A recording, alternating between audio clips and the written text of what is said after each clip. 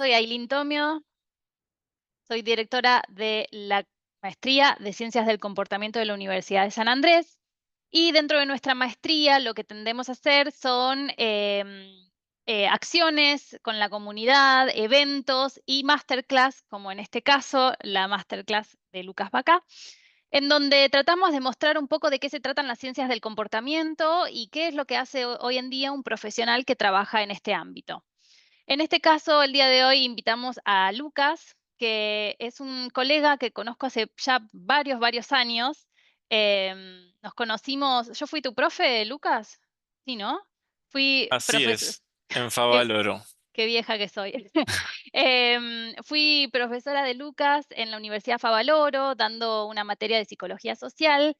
Y obviamente, como yo ya trabajaba de científica del comportamiento, en la clase introduje un poco de qué se trataba este tema y se ve que a Lucas le llamó la atención, y a partir de eso empezó a averiguar más sobre el tema y, él siendo digamos, de otra disciplina, se hizo un máster en, behavioral, ¿cómo era? Consumer behavior, ¿no? Eso es, comportamiento del Consume consumidor. comportamiento del consumidor, y se empezó a dedicar a esto, y ahora la está rompiendo en el ámbito, así que nos va a contar un poquito más sobre él. Te dejo, Lucas, que te presentes, con toda la formalidad. Simplemente quería contar cómo nos conocimos, y la verdad que espero que disfruten de esta charla. Lucas va a ser profesor de nuestra maestría, así que simplemente para que vean qué es lo que hace hoy un profesional en este ámbito y lo que pueden encontrar en la Maestría de Ciencias del Comportamiento de la Universidad San Andrés. Lucas, todo tuyo. Dale, muchas gracias, Ailey. Ahí, gracias, Flor Méndez. Sí, vi un par de nombres que conozco, me parece que de ediciones pasadas de Behavioral Design. Pero bueno, hola a todas y a todos. Mi nombre es Lucas. Yo voy a ser profesor de la maestría de la materia de métodos de relevamiento de la información. Y la idea hoy es dar una masterclass breve, un poco intensa, pero bueno, si se pone muy intensa me avisan y le bajamos un poco, que a veces me cebo mucho con las slides y empiezo a hablar de todo, pero entiendo que acá hay gente que está interesada en hacer la maestría, entonces un poco mi propósito es que vean un poco de todo lo que se puede hacer, por eso el tema que voy a tocar hoy es súper amplio y es uno de los propósitos de las ciencias del comportamiento, que es básicamente construir un puente entre la intención y la acción. Algo que sabemos en esta disciplina es que no siempre lo que la gente dice que hace o que quiere hacer es lo que efectivamente hace.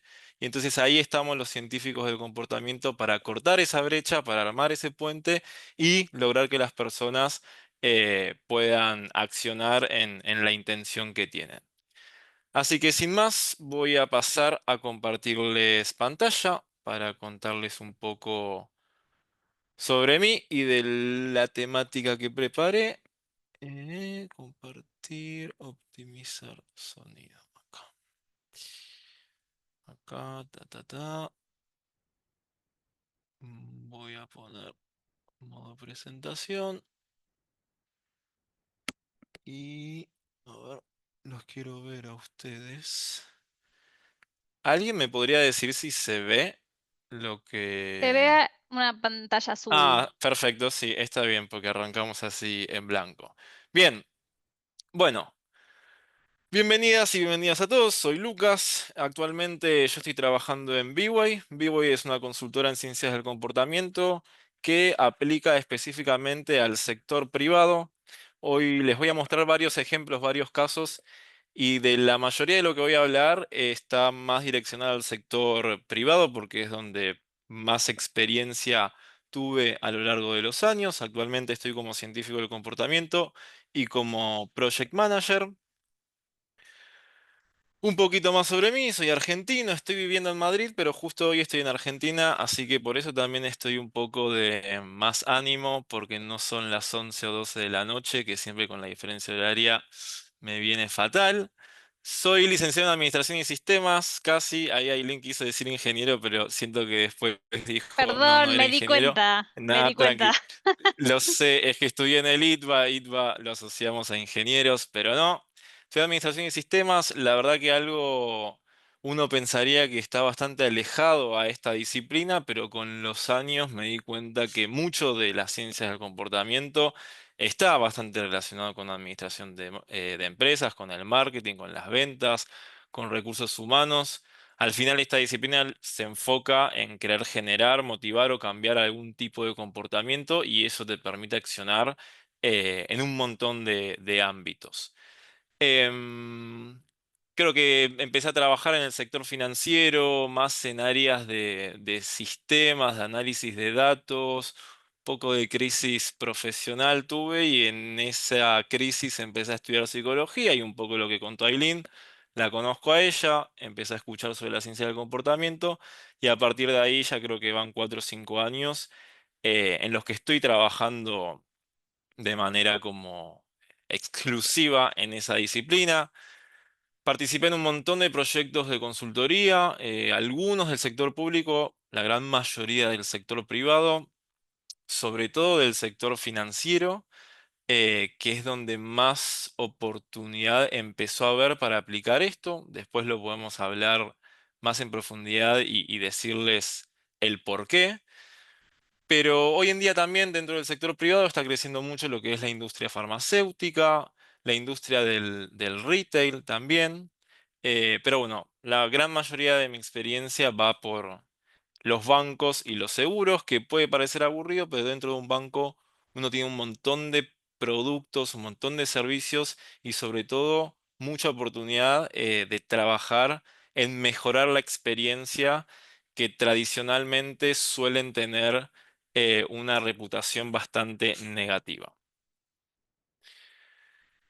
Y bueno, en el 2022 y 2023 estuve haciendo mi maestría en Madrid, es por eso que me fui a vivir allá. Tengo un máster en investigación de mercado y comportamiento del consumidor en el IE y actualmente también estoy dando clases acá en la UDESA, en el curso de Behavioral Design, ya 9 ediciones y en distintas materias relacionadas con comportamiento del consumidor. ¿De qué vamos a hablar hoy? Algo que me da mucha curiosidad y como dije al principio es uno de los propósitos de esta disciplina, que es la brecha entre la intención y la acción. Yo lo titulé Hackeando la brecha, ciencias del comportamiento para convertir intención en acción. Y la idea acá es mostrarles distintos ejemplos, distintos proyectos, tanto míos como externos donde distintas empresas con distintas problemáticas de negocio y comportamentales diseñaron intervenciones para poder justamente cerrar este gap entre nuestra intención y nuestra acción. Y para empezar, les voy a pedir a todos que se imaginen, que hagan un ejercicio mental y se imaginen que trabajan en una marca de cosmética muy grande y tienen un objetivo muy claro de venta. Y este objetivo es que ustedes necesitan aumentar la venta de 3 productos de skincare, de cuidado de la piel, que se complementan muy bien entre sí. Es decir, funcionan muy bien esos productos cuando se usan juntos, pero el problema es que la mayoría de la gente compra uno solo. Entonces, con el tiempo, no termina de tener tanta efectividad ese producto de manera aislada y entonces dejan de comprar en esta marca. Específicamente estamos hablando de un limpiador facial, un tónico y un hidratante. Entonces, el objetivo acá es que queremos aumentar la venta de estos 3 productos de cuidado de la piel que entre sí, usados entre sí, se complementan muy bien y tienen un resultado muy bueno. ¿Qué harían ustedes como, no sé, son los gerentes de marketing? ¿Qué se les ocurriría hacer? Pueden ir por el chat o hablar por el micrófono.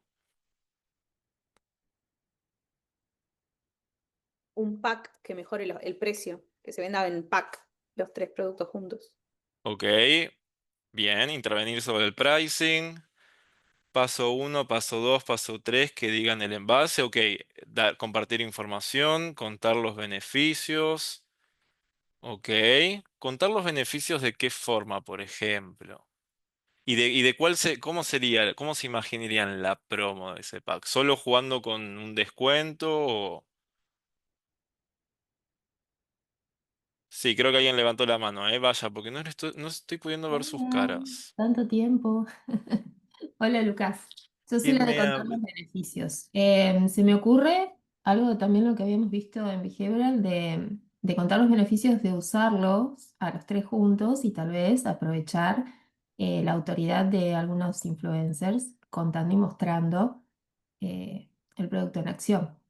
Ok, Como haciendo las tres cosas al mismo tiempo es mucho mejor que comprarlas sueltas. perfecto, buenísimo. Ahí justo alguien dice hacer que un dermatólogo reconocido lo recomiende. Potencia los efectos del paso uno con el paso 2. Bueno, trabajar sobre los mensajes y tal. Perfecto. Algo que es bastante interesante de esta disciplina y que a la hora Yo trabajo en consultoría privada y no es... Como no es una disciplina que es tan reconocida, digamos, está creciendo muchísimo y yo estoy hace 4 o 5 años y no es lo mismo toda la popularidad que tiene hoy que hace 4 años, todavía sigue generando muchas preguntas para las empresas. No todos tienen un equipo de ciencias del comportamiento. Y algo que nosotros decimos mucho cuando vamos a buscar clientes es que la clave de esto es que nosotros analizamos el comportamiento humano para poder diseñar soluciones que sean costo efectivas. Es decir, no queremos ir por las mismas soluciones clásicas del marketing, de invertir en promociones o en campañas grandes y demás, sino que acá la estrategia es analizar el comportamiento de las personas y en base a ese conocimiento hacer pequeños cambios que generen un gran resultado. Y es el ejemplo de lo que pasó con esta marca de cosmética, porque lo que hicieron ante esta problemática, ellos básicamente tenían una tienda virtual y una tienda física. Y tanto en la virtual como en la tienda física, acomodaban los productos de una manera muy particular. En cada estante había un tipo de producto, es decir, en el primer estante estaba todos los productos relacionados a limpiadores faciales, en el segundo los tónicos y en el tercero los hidratantes faciales. Y lo que sucedía cuando hicieron algunos estudios observacionales es que vieron que las personas se quedaban medio bloqueadas, medio paralizadas a la hora de tomar la decisión de cuál limpiador agarrar, cuál tónico agarrar. Y encima solo un producto tenía como esa etiqueta de best seller, del producto más recomendado.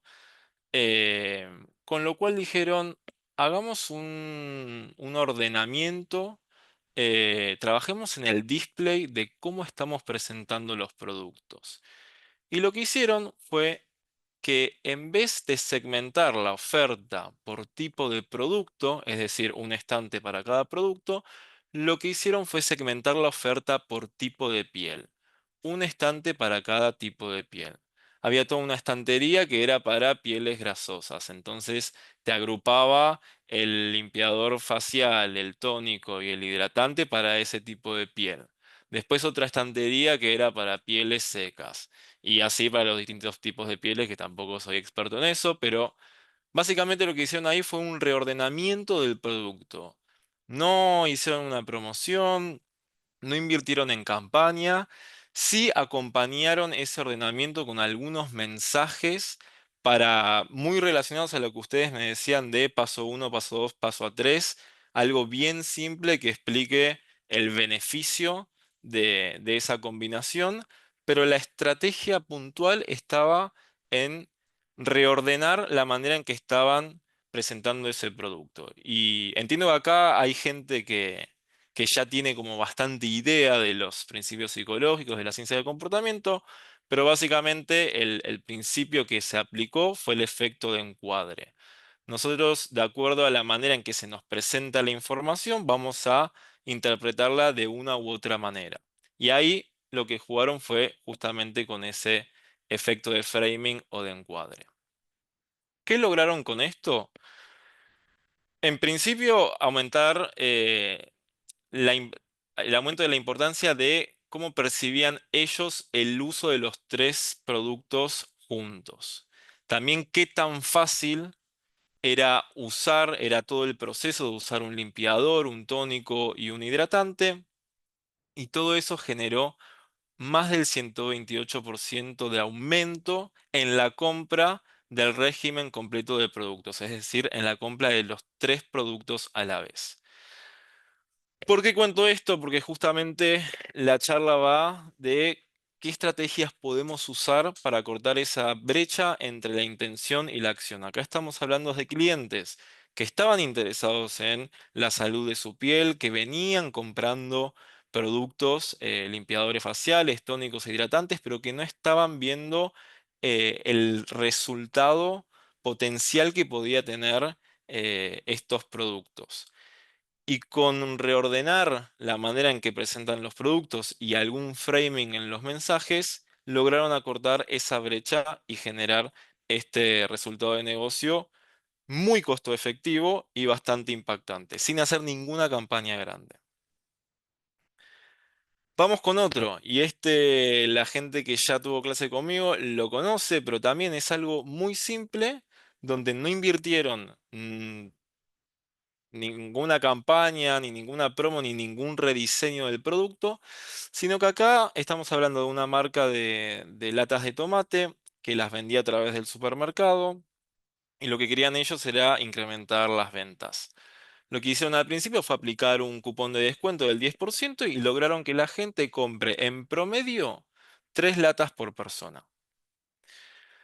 Ahora bien, pasa un tiempo y de vuelta vuelven a caer las ventas y había que generar otra estrategia más, pero de vuelta estamos hablando de poco presupuesto y algo costo efectivo. ¿Qué harían ustedes para aumentar las ventas del tomate? Podemos seguir teniendo el 10% off, pero además, ¿se les ocurre qué otra estrategia podemos usar? ¿O qué harían ustedes como gerentes de marketing de este producto?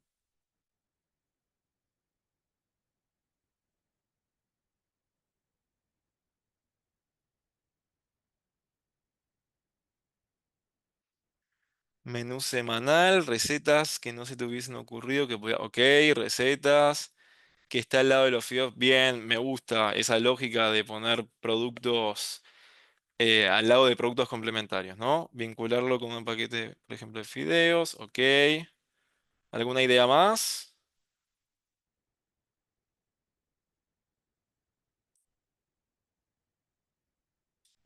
Bien, les voy a mostrar lo que hicieron.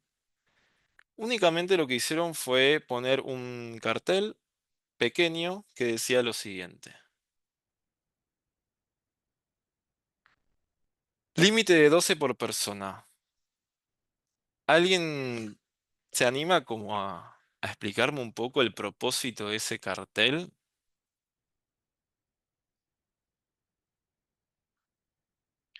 Sentido de oportunidad. Específicamente, ¿qué sería eso?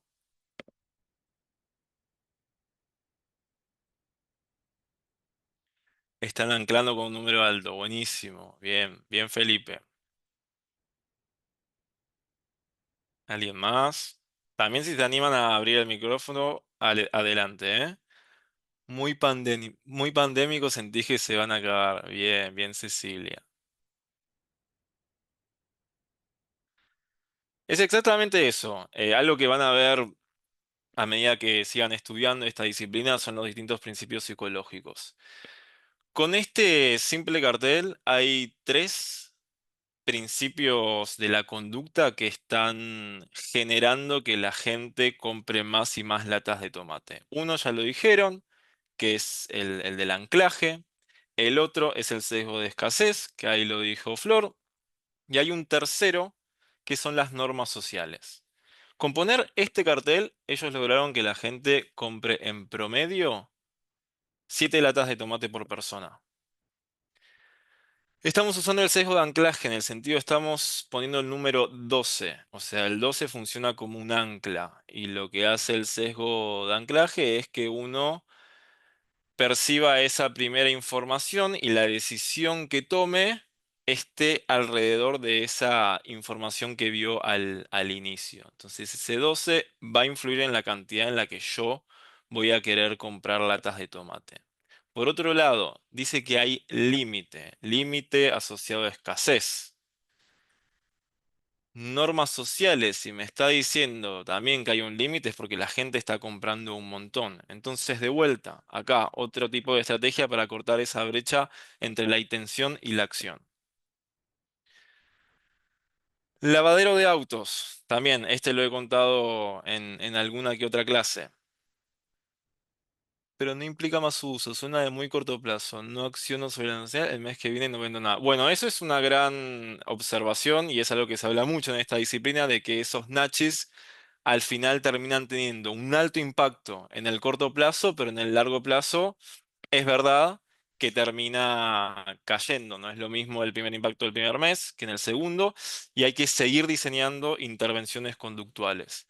Y tampoco es que significa que en las ciencias del comportamiento no diseñamos intervenciones, digamos, más complejas y costosas, pero empezamos experimentando con estas pequeñas intervenciones o lo que llamamos nachis para empezar a ver efectividad, ir recopilando información de las personas a las que les estamos vendiendo y a partir de ahí diseñar intervenciones más complejas. Pero esa es una buena observación de Carla.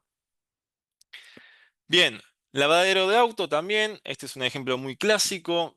Ellos lo que hacían era repartir tarjetas de fidelidad como estas, que creo que todos tenemos varias ahí en la billetera y no las usamos nunca, nos olvidamos. Lo que hacían acá era repartir una tarjeta de fidelidad donde tenían que lavar 8 veces el auto para poder ganarse el lavado gratuito. ¿Y qué sucedía? La gente no la utilizaba mucho. Entonces, lo que hicieron fue un experimento, dividieron dos grupos, a un grupo le dejaron la misma tarjeta de fidelidad con los 8 casilleros a rellenar y al otro grupo le entregaron una tarjeta de fidelidad distinta, que económicamente es lo mismo, porque es una tarjeta que tiene 10 casilleros, pero cuando le entregaban esa tarjeta de fidelidad, los primeros dos casilleros ya estaban sellados. Entonces, ¿qué es lo que querían provocar con esto? ¿Alguien se anima? Que quieran completarlo. Perfecto, porque económicamente estamos hablando de lo mismo, psicológicamente es donde cambia esta estrategia. Cuando nosotros empezamos a avanzar con algo, queremos seguir avanzando hasta completarlo. Hay algo que nos genera cierta tensión de ver algo incompleto, algo que ya empezamos y está incompleto, y eso nos motiva a querer terminar con eso que empezamos. Entonces, lo que pasó con el primer grupo, que era la tarjeta de fidelidad clásica, era que un 19% a lo largo de 6 meses terminó de completar esos 8 casilleros, mientras que en el segundo grupo, donde eran también 8 casilleros, pero con los primeros dos ya completados, lograron que el 34% de esos clientes terminen de completar la tarjeta. De vuelta. Estrategia costo efectiva para cortar esta brecha entre intención y acción. Bien, ahora hablamos de algunas estrategias más clásicas.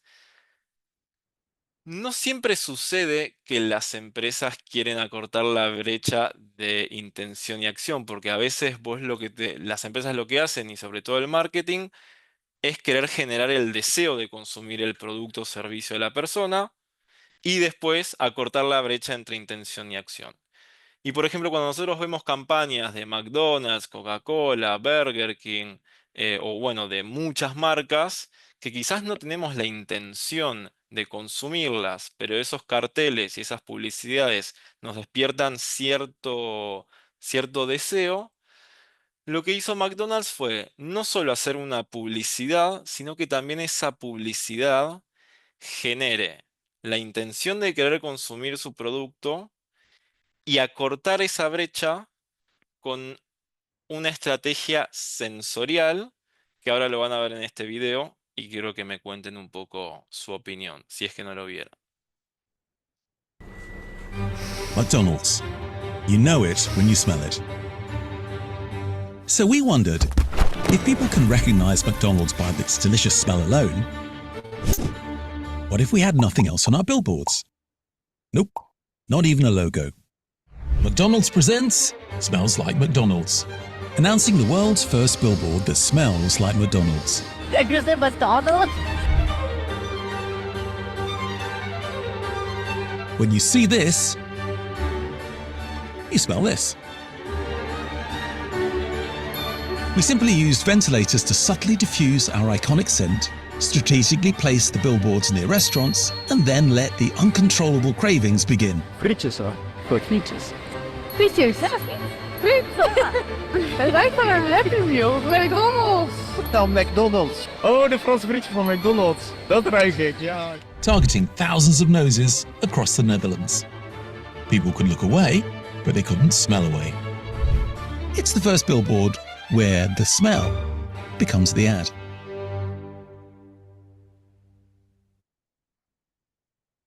¿Qué les pareció esta estrategia?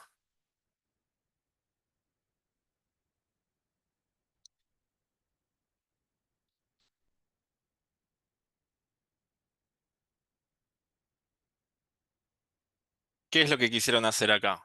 ¿Alguien se anima?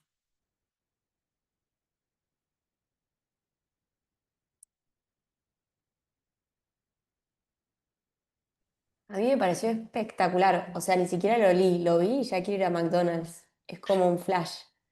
Bueno, y no es... A ver, esto se hizo en Holanda y era una estrategia...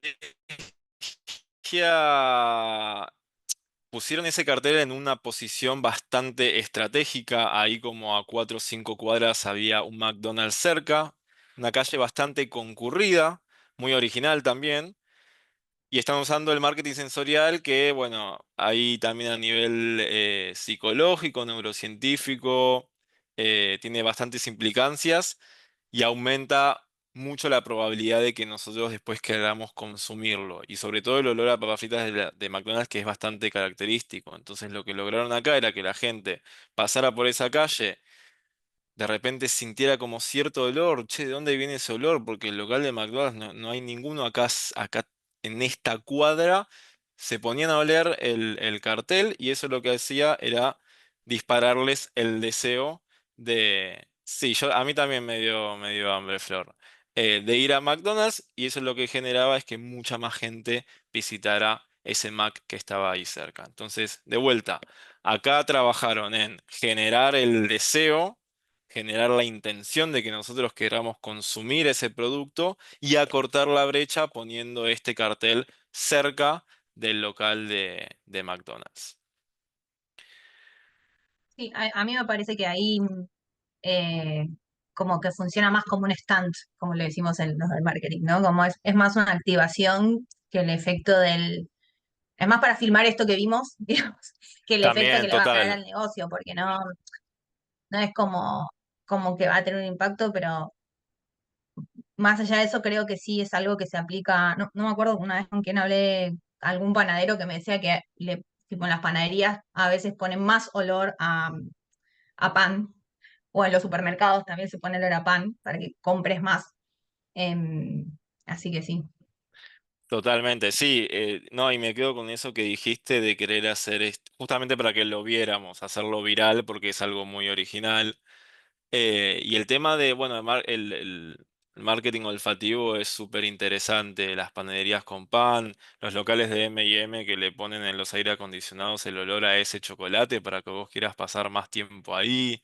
Incluso había leído en los hoteles en los aires acondicionados, en algunos sectores, ponen el olor como a la pileta, al cloro, para que vos tengas ganas de ir a esa zona. También ahí hay como todo un mundo muy interesante y también vinculado a las ciencias del comportamiento. Bien, y ahora les voy a contar un ejemplo que en este participé yo con una entidad financiera. Acá por temas de derechos no puedo mostrar tanto detalle, pero sí contarles conceptualmente lo que hicimos. Básicamente acá teníamos un reto y era que esta entidad financiera era latinoamericana. Lo que buscaba era incrementar la contratación y la adopción de un nuevo producto de crédito que tenía una tasa baja. Lo que hacían ellos era mandar notificaciones a sus clientes diciéndole, Lucas, tenés una línea de crédito preaprobada de tanto dinero. Y lo que sucedía es que muy poca gente primero cliqueaba en la notificación y después los que contrataban ese crédito que era de muy bajo riesgo, una línea de crédito, digamos, relativamente baja,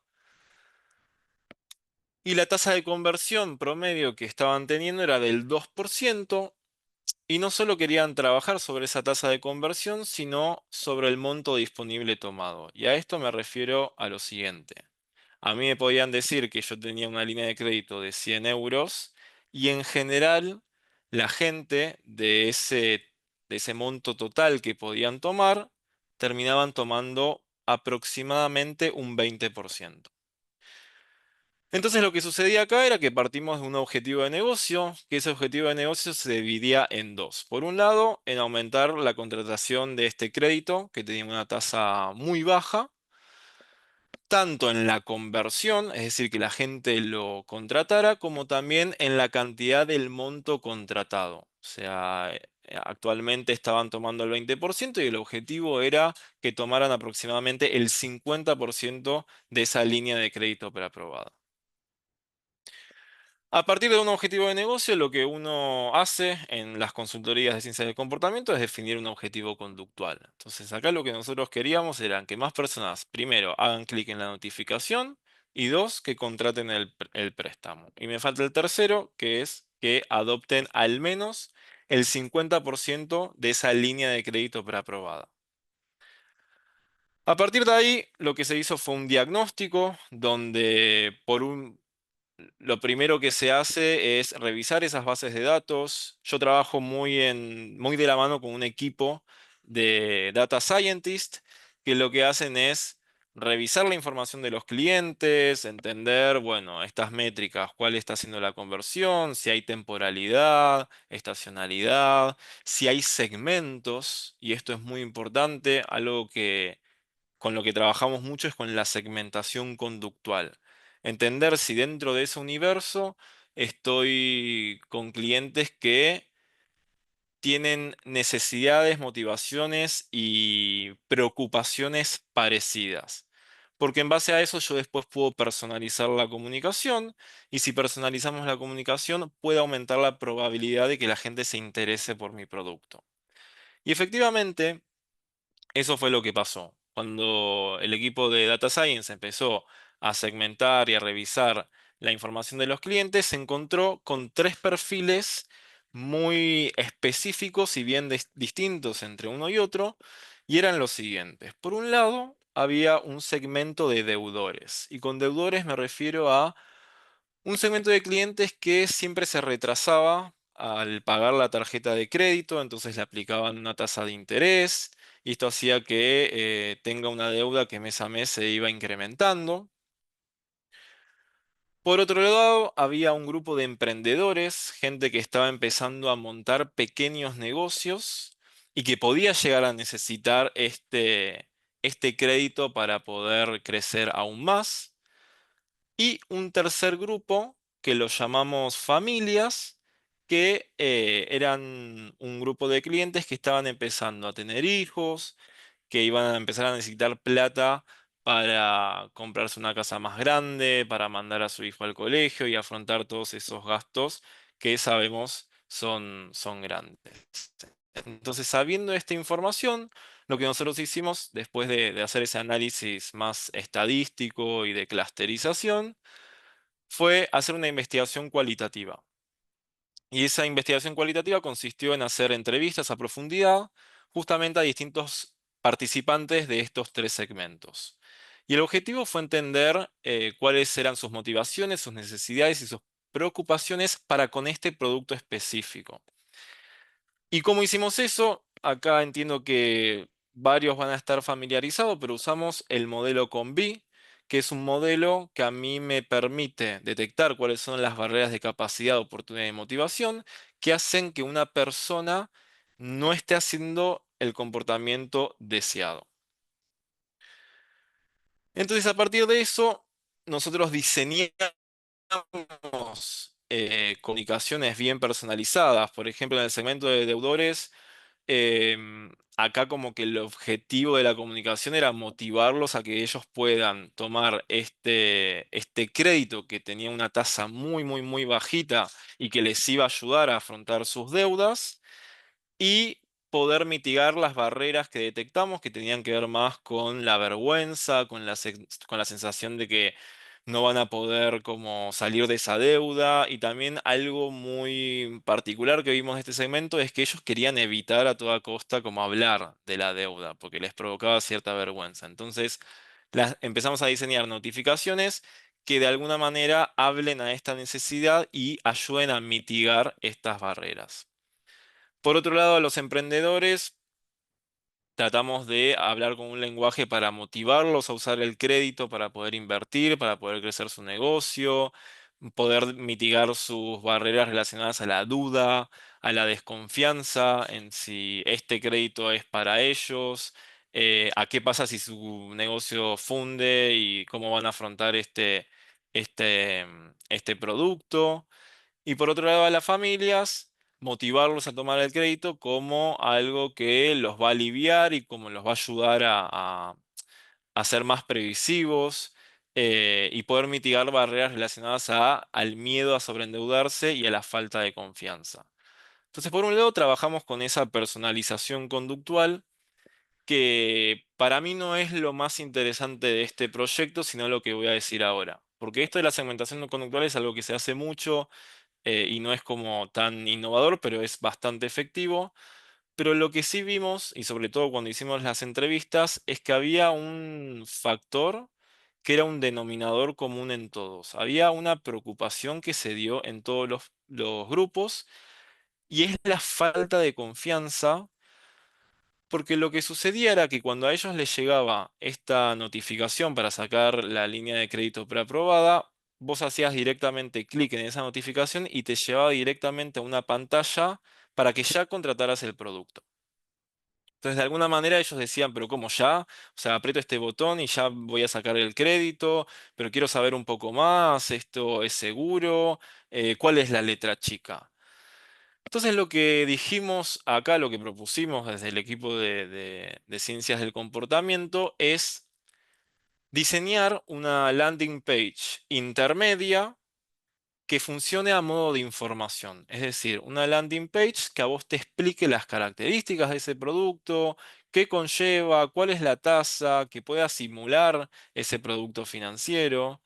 em, y poder como mitigar esa barrera de desconfianza y que sienta más seguridad para poder sacar ese crédito. ¿Qué sucede con esto? Que aplicar esta estrategia es bastante contraintuitivo con las estrategias de user experience, porque lo que se hace desde UX es diseñar la menor cantidad de pasos, o sea, tratar de sacar todas las fricciones para que sea lo más fácil posible para los usuarios contratar un determinado producto. Entonces, lo que nos decían desde ese equipo era, che, pero si ponemos una landing intermedia, estamos como aumentando la fricción y aumentando la probabilidad de que la gente abandonara el proceso. Y desde nuestro lado es pero lo que no estás viendo es que la gente llega a la contratación de ese producto sin tener tanta información, con preocupación, con miedo y con desconfianza a contratarlo. Al final, terminamos haciendo un experimento para ver si la combinación de la personalización de mensajes y este diseño de la landing intermedia tenía efectividad. Y lo que vimos fue lo siguiente. Dividimos durante un tiempo dos grupos, un grupo control, donde le mandábamos las comunicaciones como ellos ya estaban mandando, no segmentadas, es decir, todas esas notificaciones que eran genéricas, Y eso llevó un 2% de conversión, que era lo que ellos ya venían teniendo.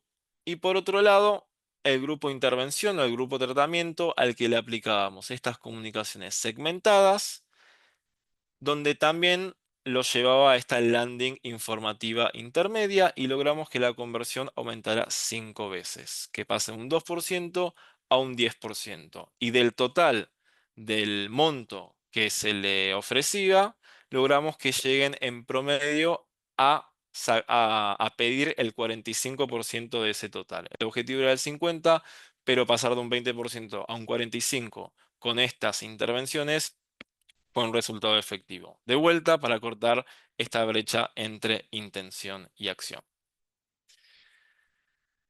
Bien, ¿por qué se redujo este gap entre intención y acción? ¿Alguien quiere animar a explicar o a profundizar un poco más? Mientras... Creo que, perdón, sí. No, sí. No, sí, sí, sí. Creo que intuitivamente lo digo, ¿no? Pero básicamente por el mero hecho de segmentar y adaptar el lenguaje a la necesidad para abordar esa barrera puntual que tenía cada segmento, sea en un caso la duda, sea en otro caso la vergüenza, o sea en otro caso la percepción de riesgo que había. Creo que es eso, desde mi punto de vista. Un lenguaje personalizado y un mensaje muy adaptado, muy target. Exactamente, esa es la primera razón, personalización conductual. Apuntamos directamente a hablarle a las necesidades de esos grupos en concreto y ayudarlos a mitigar esas preocupaciones y esas barreras que encontramos usando este modelo COM-B que se usa mucho en la ciencia del comportamiento. Pero la segunda razón que ayudó con esta efectividad fue esa landing page intermedia con esa información adicional. Básicamente lo que quisimos acá lograr es reducir esa reactancia psicológica que ellos sentían cuando llegaban a la página para contratar el- el producto. Cuando ellos cliqueaban en la notificación y directamente lo llevaba a la contratación del mismo, se sentían de alguna manera como bastante forzados, como, che, pará, pero ya me estás llevando a esto, no sé nada del producto. Bueno, con esta pantalla intermedia dándoles más información con un lenguaje bastante eh, a- amigable, logramos que la conversión aumentara. ¿Tuvieron que validar los perfiles conductuales? ¿Usaron alguna encuesta o solo lo sacaron de la data? En este caso lo sacamos de la data porque esta institución financiera, a diferencia de otros clientes, ya tenía mucha información cuantitativa y cualitativa, ya habían hecho muchas encuestas, tenían muchos estudios de sus clientes, entonces con analizar la información que ellos tenían, el equipo de ciencia de datos pudo digamos, diferenciar ciertos clústeres de clientes que compartían comportamientos similares. Lo que sí hicimos nosotros fue la parte más cualitativa, de, bueno, una vez que esos clústeres estaban definidos, profundizar más en cuáles son sus motivaciones, cuáles son sus preocupaciones, y a partir de ahí es donde hicimos las entrevistas. Pero sí me sucede con otros clientes que quizás no tienen como tanta información de sus consumidores, pues no tienen los recursos y demás. Para hacer este tipo de segmentación conductual se hacen encuestas y después se complementa con información cualitativa. Perfecto. ¿Alguien más? ¿Alguna pregunta? ¿Algún comentario?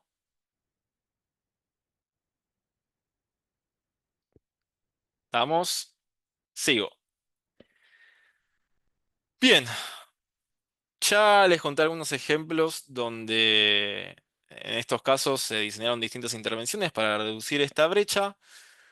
Pero bueno, algo que me dijeron al principio es, uno con estas estrategias logra que se acorte esta brecha en el corto plazo, pero ¿qué pasa después en el largo plazo? Nosotros al final no solo queremos acortar la brecha de intención-acción, sino queremos que... Perdón, Sí, no, me he quedado por ahí con una pregunta, una duda y no Sí, la quiero dejar colgada, pero sí, en esa intervención que han diseñado de la landing page junto con o sea, el mensaje personalizado, ¿cómo ha sido el tratamiento del lenguaje, digamos, del mensaje? O me da curiosidad eso. de ¿Cómo los lo mensajes han que, tratado? de los Sí. mensajes que les mandamos a cada uno de los grupos. Claro, o sea, ¿cómo ha sido pensado, diseñado eso más específicamente? Como sí, el diseño del lenguaje, digamos, porque es como que siempre yo vengo del palo de la comunicación y la verdad que comunicar es muy difícil, persuadir es difícil, es como que, pero hacerlo por ahí de manera estratégica, no sé cómo lo habrán tratado, no sé si me puedes Perfecto, contar. obvio. Ahí, como les comentaba, toda esta parte de diagnosticar las motivaciones, necesidades y las barreras lo hicimos con un marco teórico que se llama el CONBI. ¿Escuchaste alguna vez hablar del CONBI? No, no realmente. Se llama modelo CONB, es un modelo bastante simple y bastante robusto que a vos te permite realizar distintos tipos de preguntas a las personas que vos estás entrevistando o encuestando para entender bien cuáles son sus motivaciones o cuáles son sus barreras de capacidad o de oportunidad o de motivación para poder, en este caso, adoptar este crédito que nosotros le estábamos ofreciendo. Entonces es un marco que a vos te permite estructurar mucho la información, porque si vos identificás ciertas barreras de motivación, por ejemplo, nosotros en los deudores vimos que algunas barreras más de motivación relacionado con lo emocional era esto de la vergüenza que ellos sentían, de esta evitación que ellos tenían para con esa deuda, de esta sensación de que no van a tener ninguna salida para salirse de ese loop de deuda en el que habían entrado. Lo que hacemos ahí era identificar con ese modelo esa barrera y a partir de esa barrera empezar a hacer sesiones de brainstorming para ver qué tipo de palabras, qué tipos de mensajes podemos darles para justamente mitigar esa preocupación. Hay un marco, hay todo un modelo que se llama el Behavioral Change Wheel, que se los voy a pasar por acá.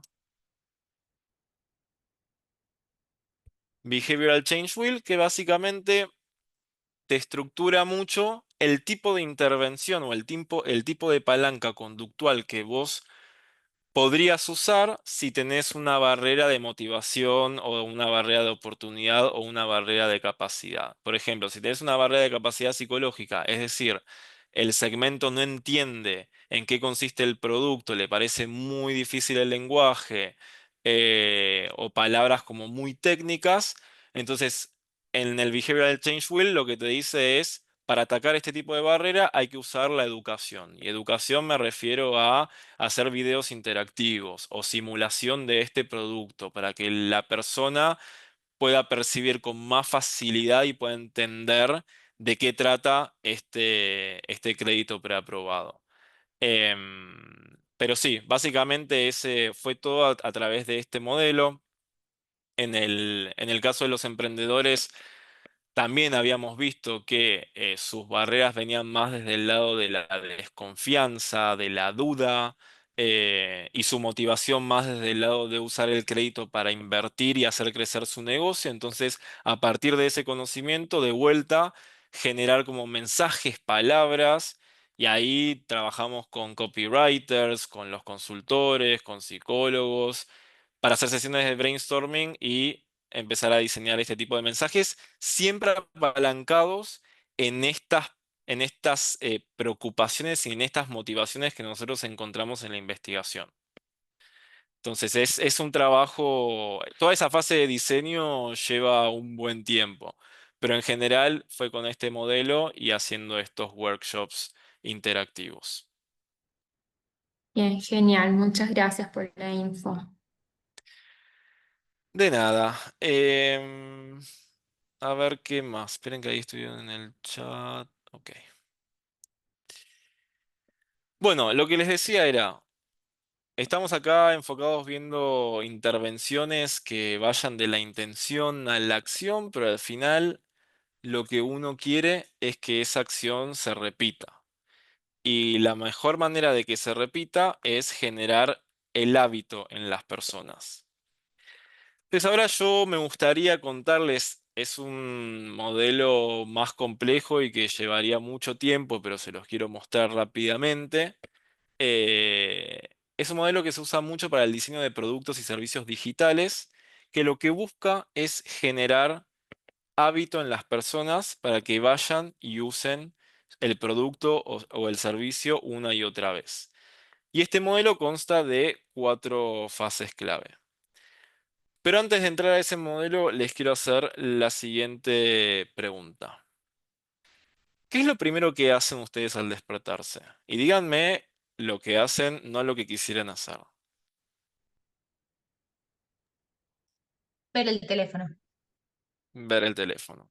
¿Alguien más? Fiaca, apago la alarma.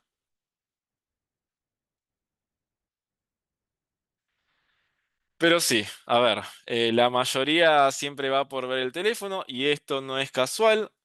Hay estudios, en este caso algo viejos, este es un estudio del 2013 que hizo Facebook junto con la International Data Corporation, donde empezaron a investigar qué relación tenían las personas de entre 18 y 44 años con el teléfono y lo que encontraron es que 8 de cada 10 personas miran su teléfono en los primeros 15 minutos al despertar y que en los más jóvenes ese número llegaba al 89%, o sea, 9 de cada 10. ¿Y cuántas veces creen que miran el teléfono por día?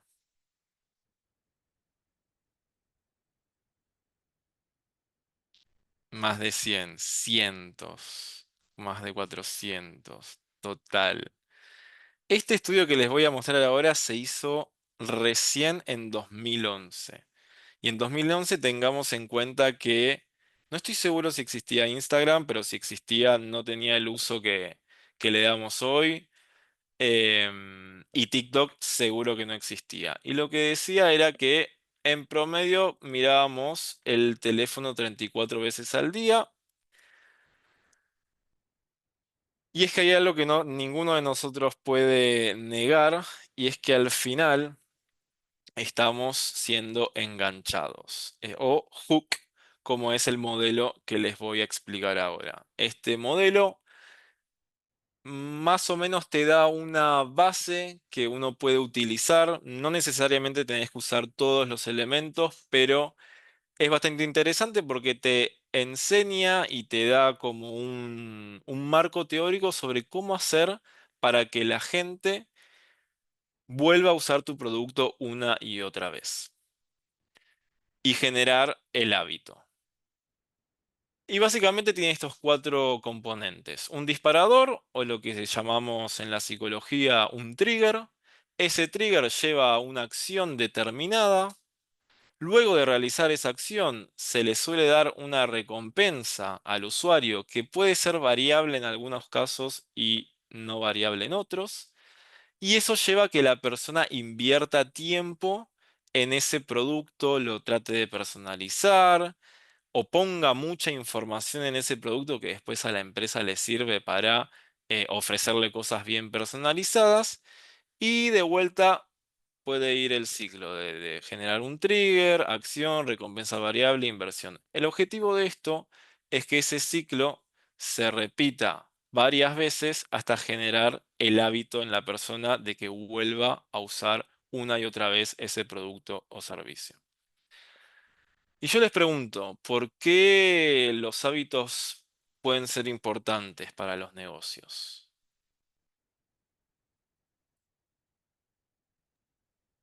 Para generar recurrencia, traes una sola vez al usuario y compra muchas veces y tu rentabilidad es mayor.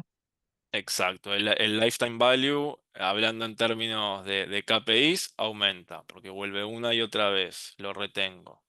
¿Qué más?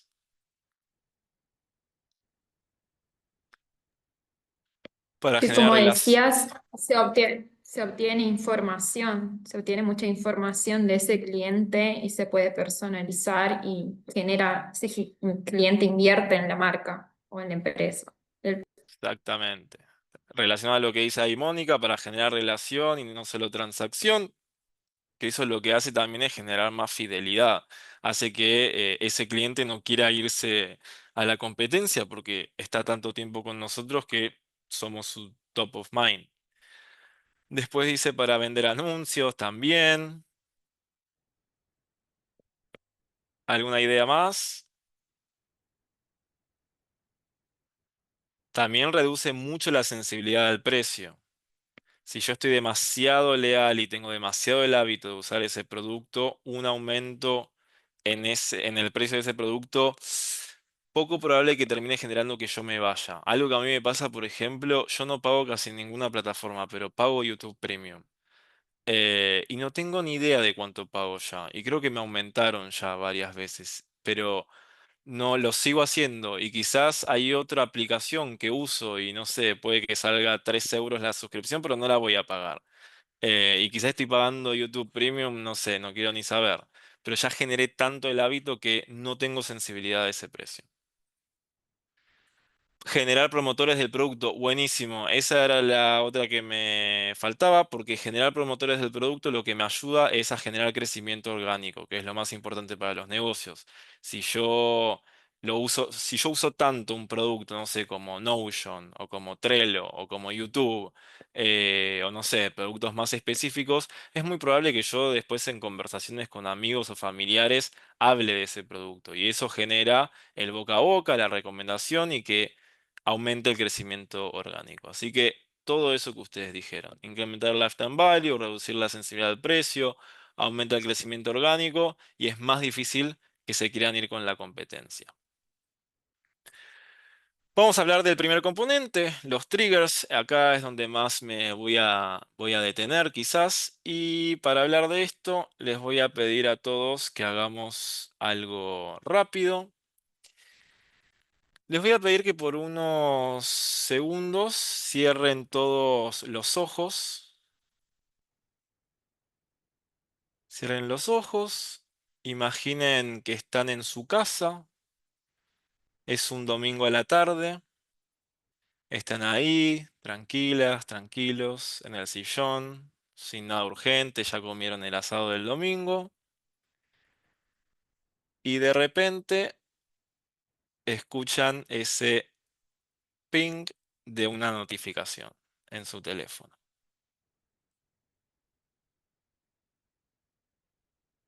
¿Qué sintieron?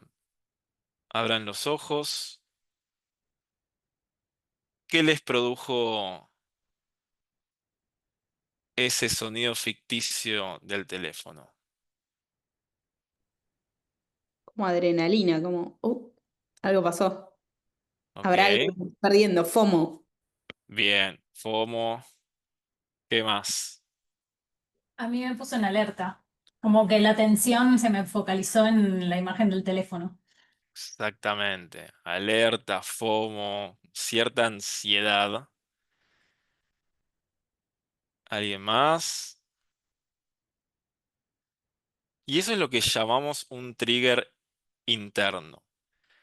Cuando hablamos de triggers, hay dos tipos de triggers. Están los triggers internos, que son estas sensaciones, son estas emociones, es este FOMO del que hablaba Cecilia, esta alerta de la que hablaba Aileen, de esta ansiedad que me genera un cierto sonido que yo ya lo tengo asociado a algo. Y por otro lado están los triggers externos, que tienen que ver más con las notificaciones, con las campañas de marketing que hacen las empresas, con todas las comunicaciones, sonidos, olores, todo lo que no viene del lado más emocional.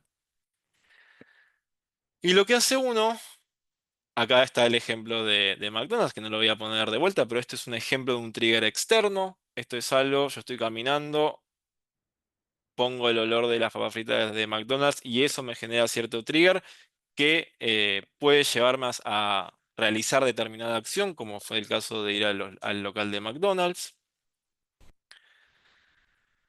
Y cuando hablamos de tipos de triggers, estamos hablando, por lo general hay 4. Están los triggers externos que se pagan, como todos los anuncios de Google, de no sé, cuando vemos los ads de las zapatillas para correr o los banners que vemos en Instagram promocionando una nueva aplicación de meditación o todas las publicidades que vemos en YouTube si no pagas YouTube Premium, por eso lo terminé pagando. Después están los triggers ganados, que son aquellos productos que se vuelven virales porque ese producto encantó. Entonces ese clásico efecto viral que se comparte por todos lados. Después están los triggers relacionales, que es cuando alguien te invita a usar cierto producto. Son como esas promociones que hacen de si invitas a un amigo tenés tal descuento en el gimnasio. Y después están los triggers propios que, por ejemplo, son las notificaciones que yo activo. Yo si configuro que la aplicación, le permito a la aplicación mandarme notificaciones, esos son triggers externos que son propios porque yo configuré para que así sea. Entonces acá el propósito de este modelo es, yo cuando diseño un producto o un servicio, muy difícilmente la gente asocie mi producto con algún trigger interno si yo no expuse a esa persona a conocer mi producto. Entonces lo que primero hacemos es diseñar triggers externos para que la gente conozca mi producto o servicio, interactúe con este y empiece de alguna manera a generar el hábito de usarlo, porque con el tiempo la idea es que los clientes empiecen a asociar el producto con algún trigger interno y que no haga falta que la empresa tenga que invertir plata para que vos quieras utilizarlo. Entonces ahora, hablando únicamente de los triggers externos, me gustaría que hagan como una actividad bien rápida. Les voy a pedir que abran ChatGPT, que seguramente lo tienen ahí a mano.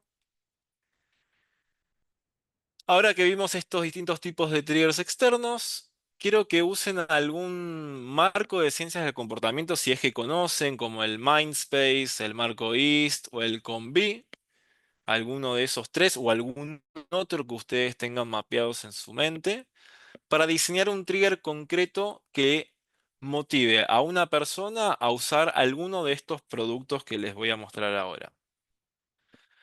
Puede ser una aplicación de meditación, un cepillo de dientes eléctrico para niños, una suscripción de snacks saludables o un seguro para el celular.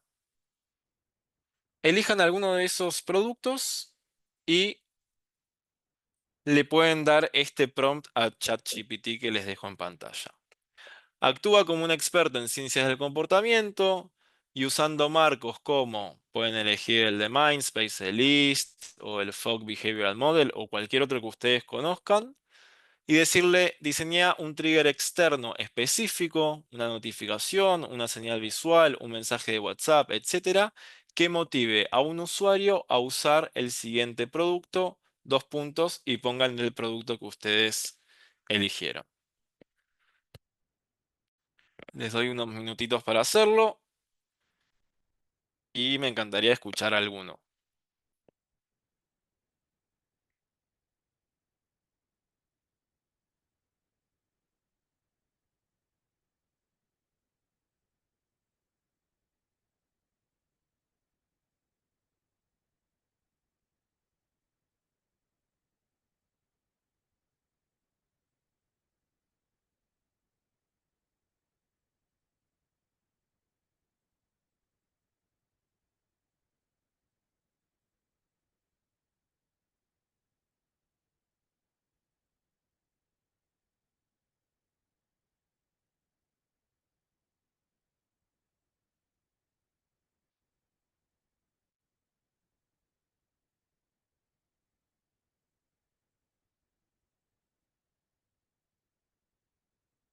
¿Alguna se anima a compartir?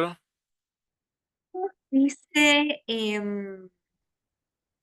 para un snack saludable, Ok, a ver. desde Mindspace. Y Bien, dice, formato notificación estilo WhatsApp que aparece en el momento clave, media mañana o media tarde cuando suele aparecer el hambre. Notificación, tu colega Sofía acaba de elegir un snack de frutos secos para recargar energía. Y si vos también te das un respiro saludable, y como que lo analiza desde Mindspace. perfecto. Dice, o sea, el mensaje usa la figura de un colega, alguien percibido como par y confiable. Incentivos implícitos, recargar energía, es un beneficio inmediato. Norma sugiere que otros ya lo están haciendo, tu colega Sofía. Em, Default presenta el snack saludable como la opción evidente y si vos también, salience, emoticones y lenguajes cercanos que captan la atención. Priming activa la asociación entre break, energía y saludable. Y después da un mensaje positivo y simpático, genera buenas predisposiciones. Y también esto de tomarse un respiro apela al autocuidado. Excelente. Ahí, para quien no está familiarizado con este marco de comportamiento, el Mindspace es un framework que es muy útil cuando queremos diseñar una intervención. Es un acrónimo de 9 variables. Cada letra del Mindspace apela a un tipo de estrategia que uno puede usar para diseñar una intervención. La M es de mensajero, es decir, de usar a alguien con autoridad para hablar del tema. En este caso, no sé, ChatGPT podría haber propuesto que una nutricionista aparezca en el ad de los snacks saludables. En este caso, lo que creo que está bueno de lo que te recomiendo es no solo el contenido del mensaje, sino el timing, el momento en el que uno manda estas notificaciones. A media mañana, a media tarde, cuando sabemos que hay más probabilidad de tener hambre y demás. Y jugar mucho con las normas sociales. Gracias, Martina. ¿Alguien más quiere compartir lo suyo? Yo usé el marco EAST para el cepillo de dientes infantil. Genial. Y puso trigger externo, notificación visual más refuerzo social. Ejemplo, una luz LED en el cepillo que se activa a la hora de dormir con una carita sonriente animada acompañada de un mensaje automático en WhatsApp para los padres. Es hora de una sonrisa brillante. El nombre del niño tiene 2 minutos de cepillado divertido para desbloquear su carita feliz de esta noche. Eso. Excelente. Pero esa notificación le llegaba, no, no entendí bien, ¿le llegaba a los A padres? los padres. Claro, bueno, Se prende una bueno, luz en el cepillo y una notificación a los padres. muy bueno. Acá la idea también es mostrarles a ustedes cómo usar, esto es muy básico el ejercicio, pero sí creo que es importante de a poco aprender a hacerle prompts a ChatGPT para que use estos marcos, no usar todo, digamos, como verdad absoluta, porque cuando uno lee estos marcos y los entiende, tiene que tener el ojo bien atento a lo que ChatGPT está diciendo, pero sí cómo estructurar estos prompts para ayudarlos a hacer este brainstorming de ideas cuando uno tiene que salir con una intervención en poco tiempo y tratar de estructurar esa respuesta que te da ChatGPT con marcos que usamos y están probados en las ciencias del comportamiento. Pero ahí, muchas gracias, Ceci. Bien, y continuamos, y esto es lo que les decía antes, el mensaje, el objetivo al final de todos estos disparadores externos es llevar a que los usuarios a través de este modelo, luego de varios ciclos, ya no necesiten estos estímulos externos, sino que terminen generando el hábito y que hayan ciertos triggers internos que los dispare y les dé ganas de usar ese producto. Pero para llegar a eso hay que entender muy bien por qué las personas usan nuestro producto. ¿Cuál es la necesidad que nosotros estamos realmente completando? En el caso de Instagram, ¿por qué usamos Instagram?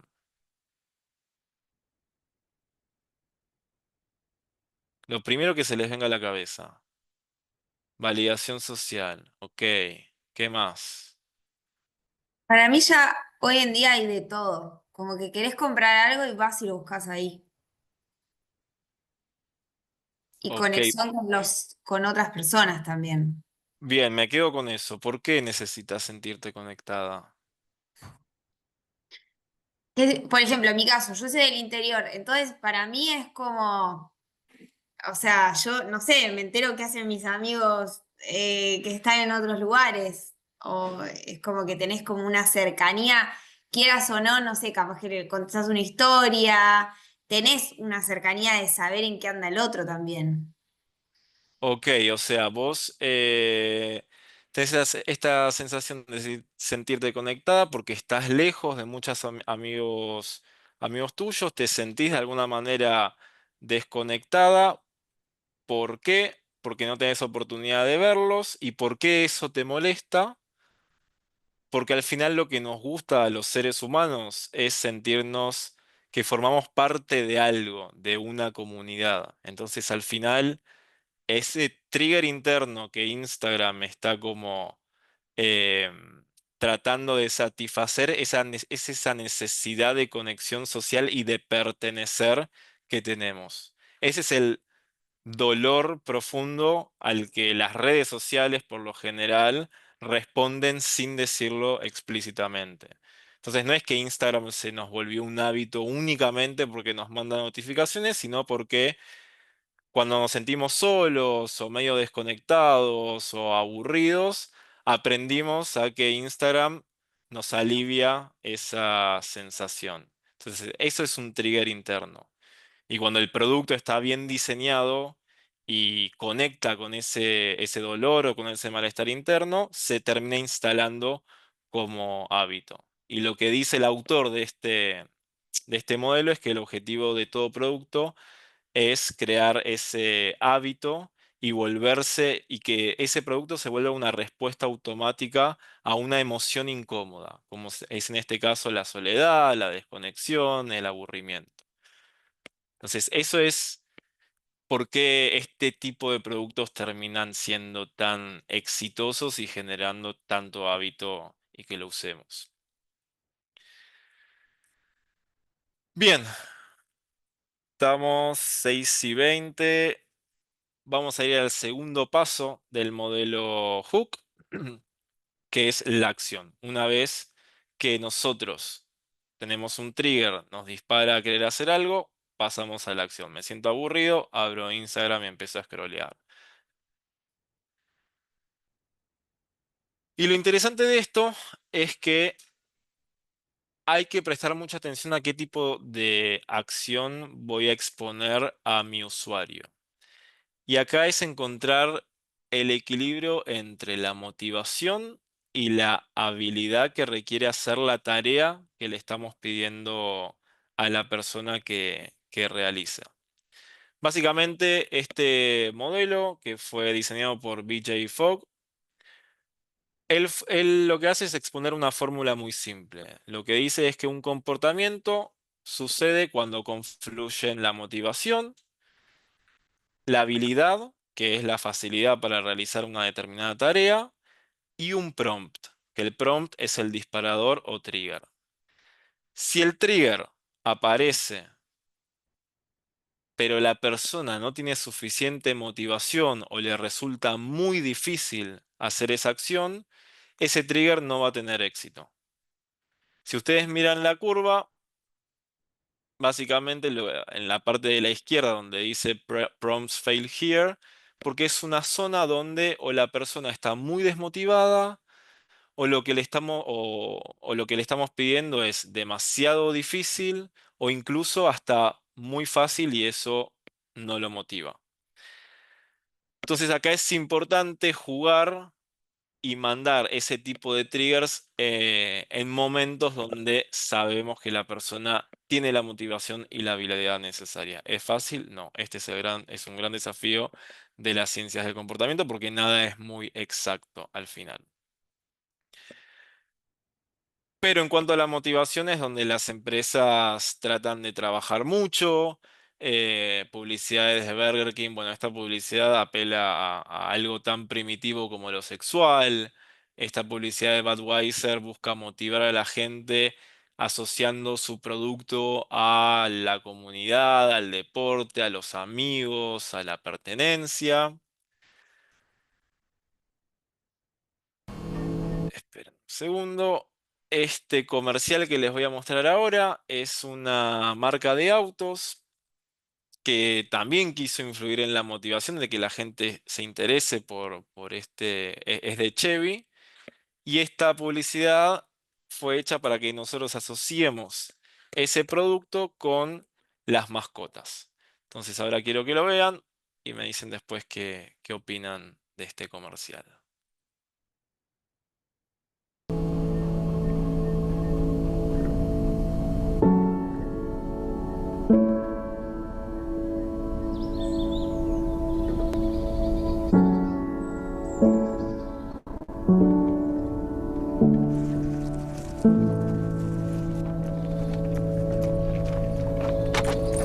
Come on, Maddie. When was this building built? It's old, but it has big windows and lots of light.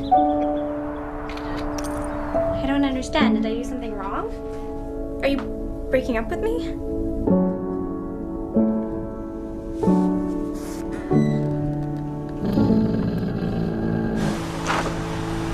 Slow and steady.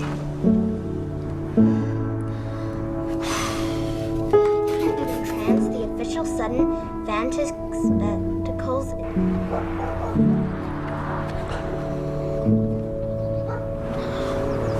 This is Maddie.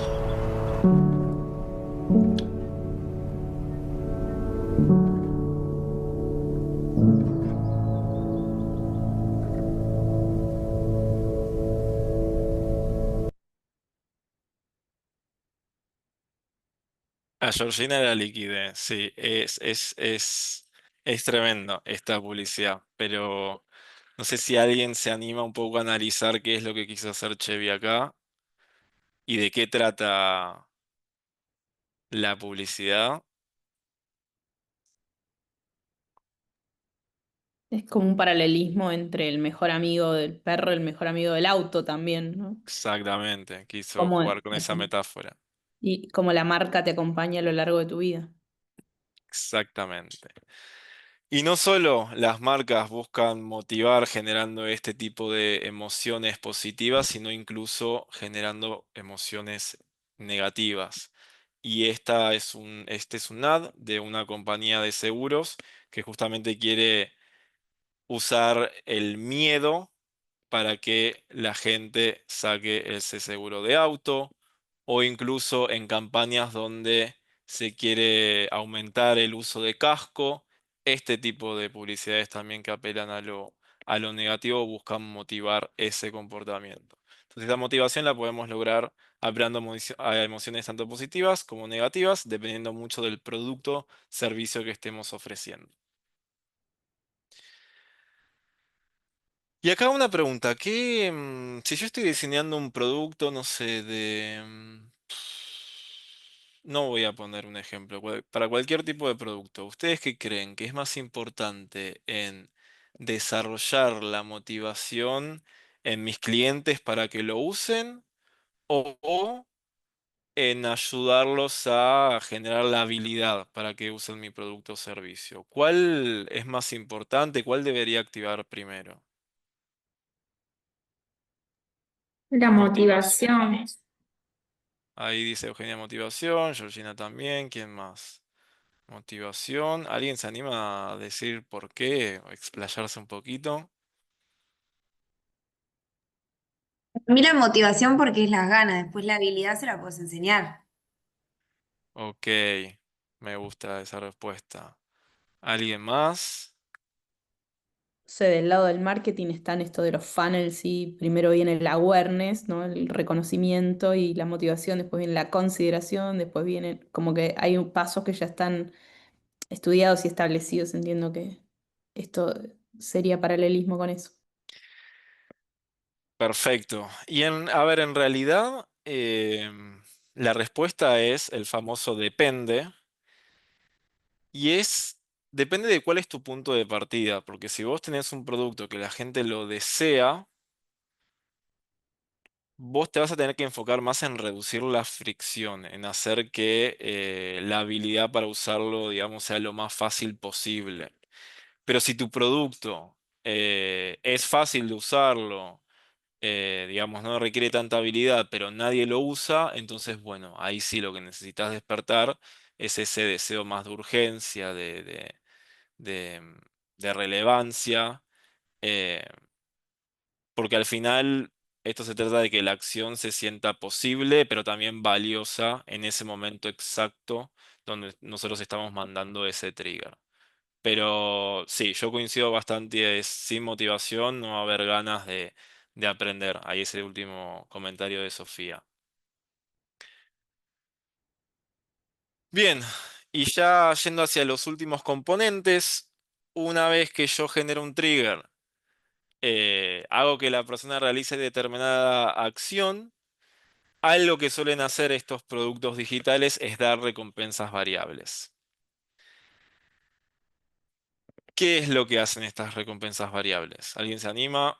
Alguien me habló en un momento del sistema de recompensa, lo vi rápido por el chat, pero si tienen ganas de relacionar eso, ¿qué es una Lo recompensa vinculo, variable? lo vinculo instantáneamente con el factor sorpresa, ¿no? Como una recompensa que surge porque me la imagino, por eso estoy muy intuitiva hoy. Lo hace primero desde eso, desde la no previsión. Entonces la persona por ahí se sorprende, se siente como estimulada a seguir usando, sigue en ese hábito, o sea, sigue fidelizando a la marca, al producto, y que el hecho de que sea variable hace que no se acostumbre y que no lo naturalice, que no se desensibilice. Entonces, eso también hace como que tengas ese estado de alerta permanente respecto al producto. Perfecto. Sí, perdón. No, no, no, perdona, ¿eh? Si querías decir algo más. No, nada, eso, como un abordaje muy quizás específico, pero eso, o sea, el sistema, lo que es la dopamina, lo hackea porque va a eso, al factor sorpresa y a modular y que no sea siempre lo mismo, entonces mantiene ahí, lo sigue. Exactamente, gracias Georgina. No tengo mucho que agregar porque es eso, es este pequeño componente de incertidumbre que es lo que mantiene nuestra atención encendida. O sea, la recompensa no solo debe ser placentera, sino que al ser variable la vuelve impredecible y eso hace que haya un componente sorpresa que aumenta la probabilidad de reforzar el hábito, de querer volver a usar ese producto y ver, bueno, cuál es la nueva sorpresa ahora. ¿Todas las recompensas tienen que ser variables para ustedes?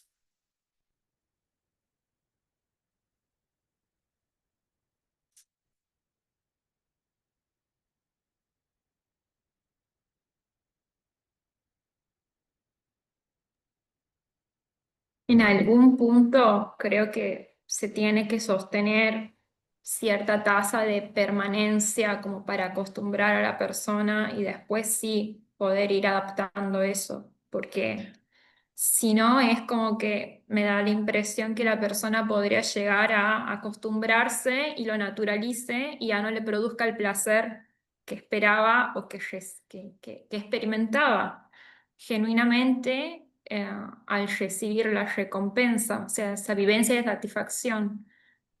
Podría ser mezclar eso, como matizarlo, que no sea tan variable, pero tampoco tan estancado, ¿no?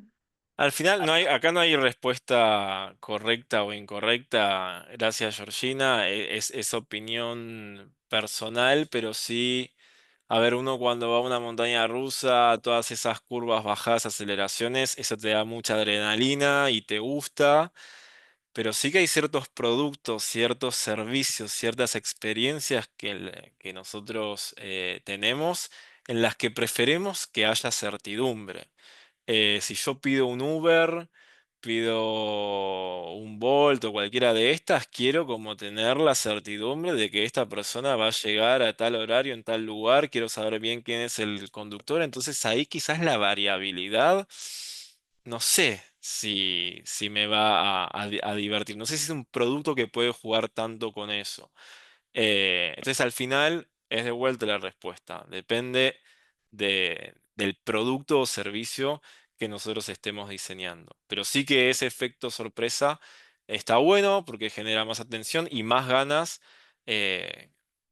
por parte del usuario para volver a consumirlo.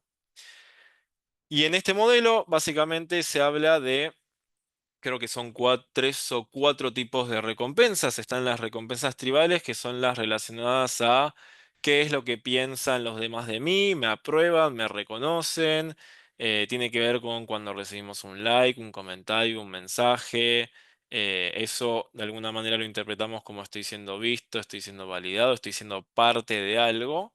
Y es una recompensa en algún punto porque conecta con nuestra necesidad profunda de pertenecer.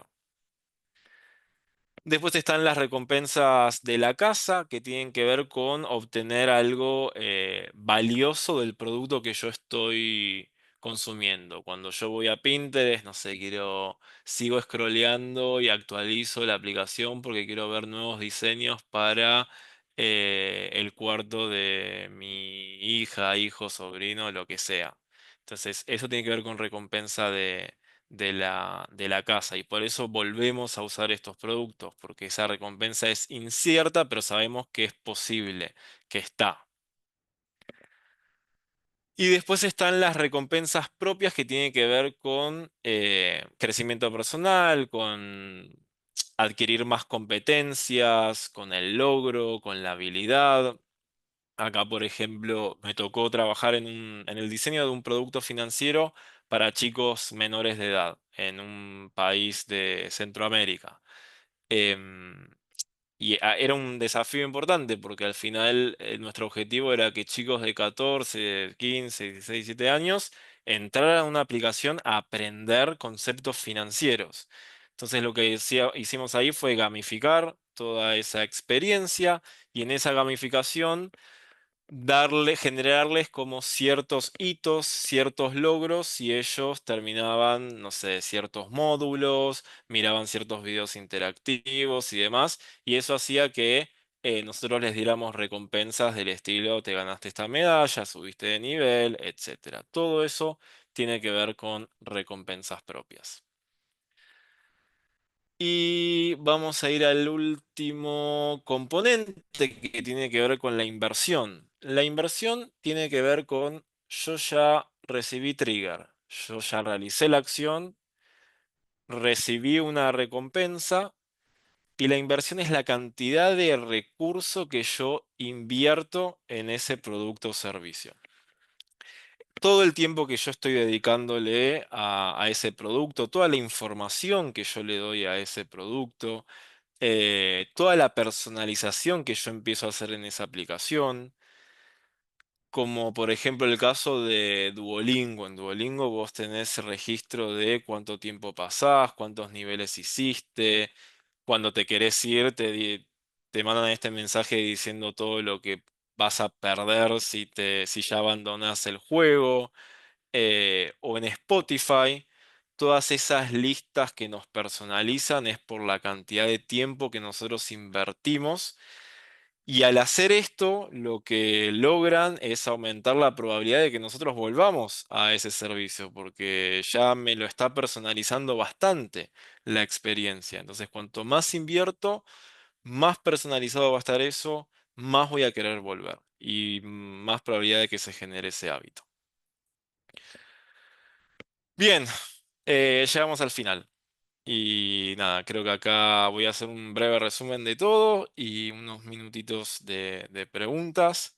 Pero bueno, recapitulando, ¿qué vimos hoy? Les conté al principio algunos casos reales para justamente acortar la brecha entre intención y acción.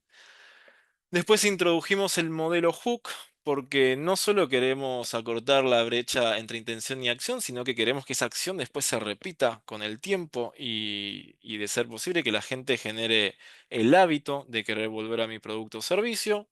Y vimos el desglose de las 4 fases del modelo Hook, que bueno, si lo conocían, buenísimo, se los recordé, y si no lo conocían, pueden empezar a investigarlo.